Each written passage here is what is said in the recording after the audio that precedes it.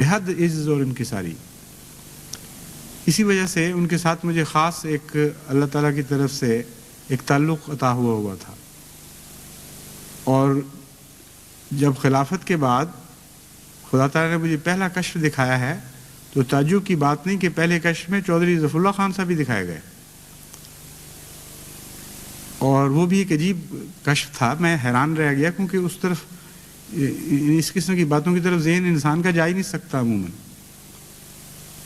سب سے ایک دن یا 2 دن خلافت کو گزرے تھے تو کسی نے پوچھا مجھ سے کہ آپ کو خلیفہ بننے کے بعد کوئی الہام کوئی کشف وغیرہ ہوا؟ میں نے کہا مجھے ابھی تک تو کچھ نہیں ہوا، بس میں گزر رہا ہوں جس طرح بھی خدا تعالیٰ فرما رہا ہے، سلوک ٹھیک ہے.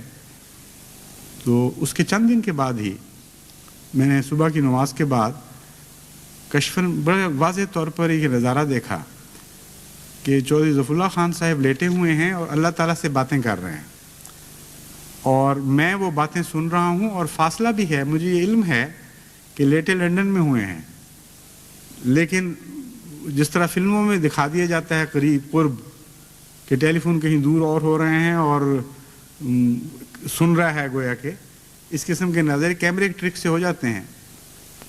تو کشفاً یہ دیکھ رہا تھا کہ چودھری صاحب اپنے بستر پہ لیٹے ہوئے اللہ تعالیٰ سے باتیں کر رہے ہیں کچھ، اور میں سن بھی رہا ہوں، اور اس پر ایک ذہنی تبصرہ بھی ہو رہا ہے ساتھ، لیکن گویا میری آواز وہاں نہیں پہنچ رہی. تو چودھری صاحب یہ کہہ رہے، اللہ تعالیٰ نے چودھری صاحب سے یہ پوچھا کہ آپ کا کتنا کام باقی رہ گیا ہے؟ تو چودھری صاحب نے عرض کیا کہ کام تو 4 سال کا ہے، لیکن اگر آپ 1 سال بھی عطا فرما دیں تو کافی ہے.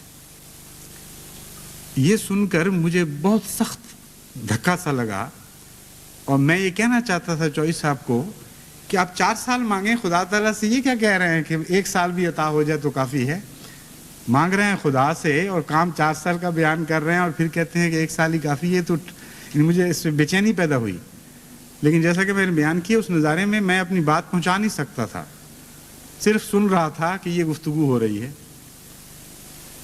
وہ میں نے پھر دوسرے دن ہی چودھری حمید اللہ صاحب اور ان کی بیگم کو لکھ کے بھیج دیا، اور مجھے اس سے تشویش پیدا ہوئی کہ ہو سکتا ہے خدا تعالیٰ لمبی زندگی نسبتاً دے دے، لیکن کام کا صرف 1 سال ہی ملے. چنانچہ ایسا ہی ہوا ہے.